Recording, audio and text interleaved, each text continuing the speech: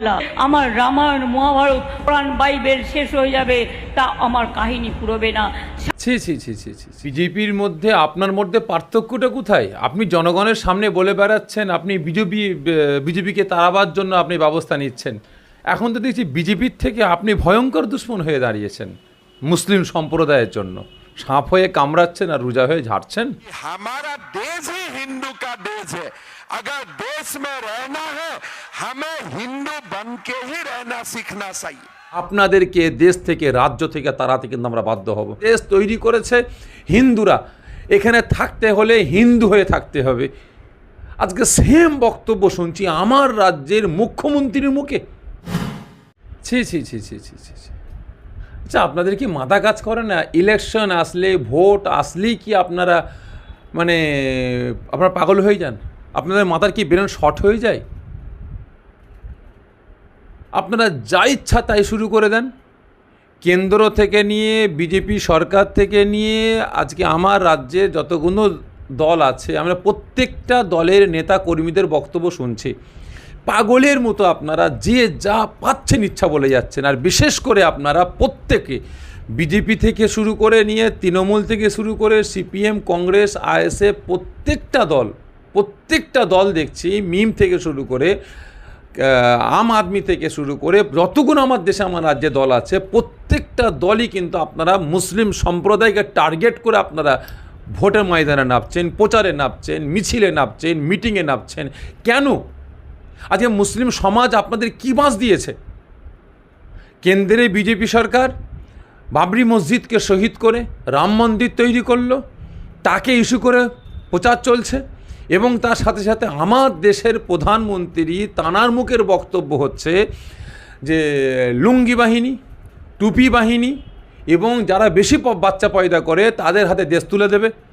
এবং তিনি আরও বলছেন এ দেশে আপনার OBC, scheduled caste, scheduled tribe, আপনার তারপরে দলিত, আদিবাসী প্রত্যেকে সংরক্ষণ পাবে, মুসলিমদের আমরা সংরক্ষণ দেবো না।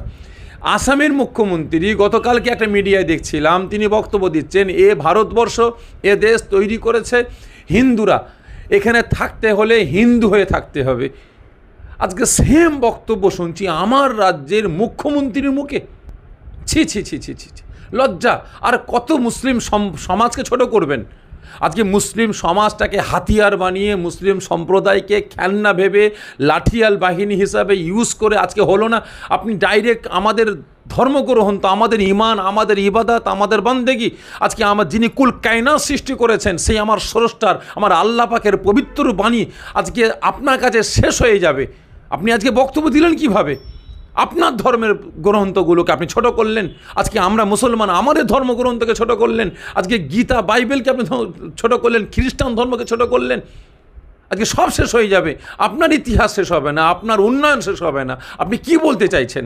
বিজেপির মধ্যে আপনার মধ্যে পার্থক্যটা কোথায়? আপনি জনগণের সামনে বলে বেড়াচ্ছেন আপনি বিজেপিকে তাড়াবার জন্য আপনি ব্যবস্থা নিচ্ছেন। এখন তো দেখছি বিজেপির থেকে আপনি ভয়ঙ্কর দুশ্মন হয়ে দাঁড়িয়েছেন মুসলিম সম্প্রদায়ের জন্য। সাপ হয়ে কামড়াচ্ছেন আর রোজা হয়ে ঝাড়ছেন।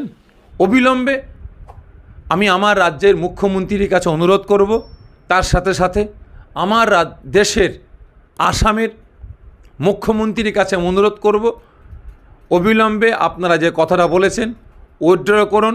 এবং আমার রাজ্যের প্রধানমন্ত্রী যিনি আজকে মুসলিম সম্প্রদায়কে বললেন যে বাচ্চা পয়দা করে যারা বেশি তাদেরকে দেশ তুলে দেবে, মুসলিম সমাজকে সংরক্ষণ দেওয়া হবে না, অবিলম্বে আমার দেশের প্রধানমন্ত্রীকে অনুরোধ করব এই সমস্ত কথা বলে হিন্দু ভাইদের, মুসলমান ভাইদের মধ্যে আপনি জীবনে আপনারা বিভেদ সৃষ্টি করতে পারবেন না।